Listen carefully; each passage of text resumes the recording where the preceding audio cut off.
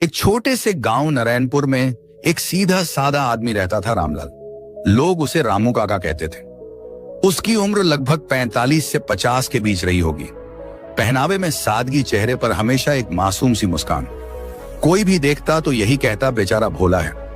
रामलाल का कोई बड़ा कारोबार नहीं था, न ही खेत, न कोई नौकरी। बस सुबह उठता, मंदिर जाता, थोड़ी बहुत झाड़ू पोंछा करता और बाकी दिन चुपचाप गांव में टहलते हुए बिताता। गांव के नौजवान उसे अक्सर चिढ़ाते, देखो देखो आ गया पगला रामू, आज किससे मूर्खता की बात करेगा। बच्चे उसे पत्थर मारते नहीं थे, लेकिन उसकी नकल उतार कर खूब हंसते थे। कई बार तो लोग उससे जानबूझकर उलटे सीधे सवाल पूछते ताकि वो कोई अजीब जवाब दे और सब हंसी उड़ाएं। लेकिन रामू काका कभी गुस्सा नहीं होता, बस मुस्कुराता रहता और आगे बढ़ जाता। गांव में एक अजीब बात सभी को परेशान करती थी। रामलाल के पास कोई काम नहीं था, लेकिन हर सोमवार को वह मंदिर में 50 रुपए, 100 रुपए या कभी कभी 500 रुपए तक चढ़ा देता। कभी बच्चों को मिठाई बांटता, कभी बुजुर्गों के लिए दवाई लाता।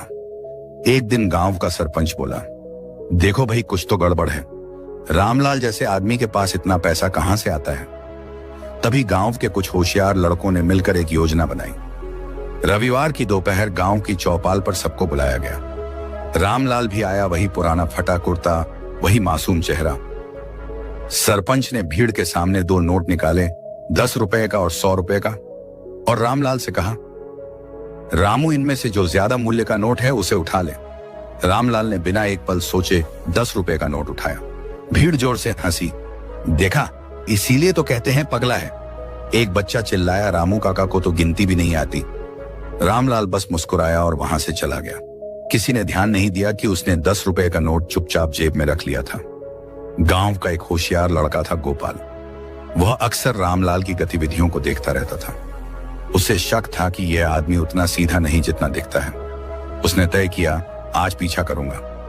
रामलाल जब घर पहुंचा, गोपाल चुपचाप उसके पीछे पीछे गया और थोड़ी देर बाद दरवाजा खटखटाया। रामलाल ने दरवाजा खोला। अरे गोपाल, आओ बेटा, क्या हाल है। गोपाल सीधे मुद्दे पर आया। रामू काका, आपने 100 रुपए छोड़कर 10 रुपए क्यों उठाया?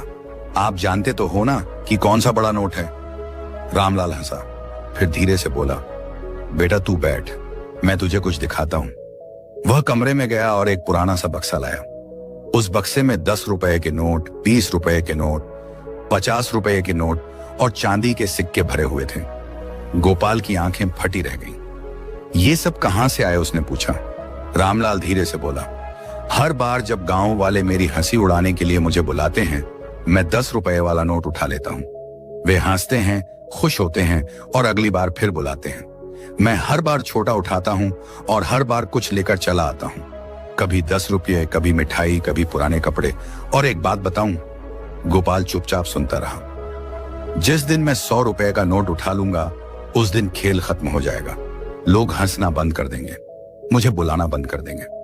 उनके मनोरंजन की कीमत मैं अपने आत्मसम्मान से नहीं चुकाता, मैं उसे बुद्धिमानी से बेचता हूं। मैं जानता हूं कौन मूर्ख है, मैं या वो लोग जो हर बार मुझे बुलाते हैं। इस कहानी से हमें यह सीख मिलती है।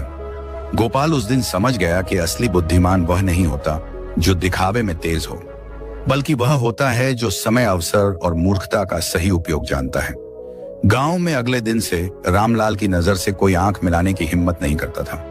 अगर आप जानते हैं कि आप क्या कर रहे हैं, तो दूसरों की हंसी को सुनिए, लेकिन उसे अपने रास्ते की रुकावट मत बनने दीजिए। अगर आपको ये कहानी पसंद आई हो तो इसे जरूर शेयर करें।